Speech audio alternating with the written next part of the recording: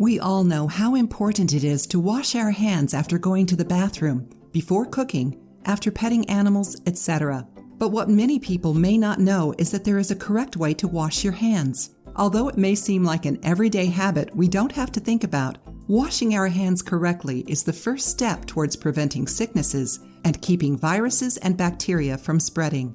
Fungi, viruses, and bacteria enter our body through our mouth and nose, and our hands are what transport these microorganisms to our face. Since our hands are constantly in contact with dirty surfaces, not washing our hands in the way we should can be harmful to our health.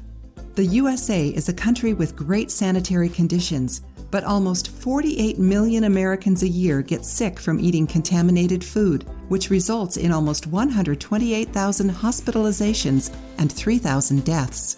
A study that involved 363 people examined 6 different restaurant kitchens around the country and learned that many of them don't follow the correct steps recommended by the Center for Disease Control and Prevention when washing their hands.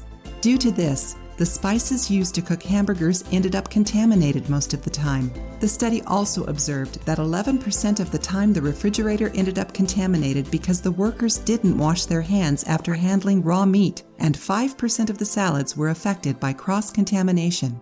The reason for this is quite simple. Most people don't think that washing their hands is important, either because they just forget or due to a lack of information.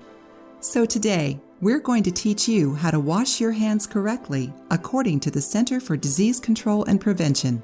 First, wet your hands with warm or cold water and turn off the tap. Next, put some soap on your hands and rub it around. Try not to focus on your palms, but make sure to wash the backs of your hands, in between your fingers, and your nails. This washing process should last for at least 20 seconds in order to rid your hands of all germs. Then rinse your hands off. Always dry them with a clean towel afterwards. If you don't have a clean towel around, let your hands air dry.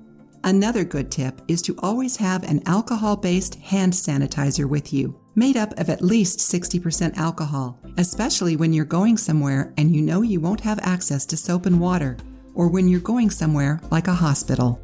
If you liked the video, give it a thumbs up and share it with your friends.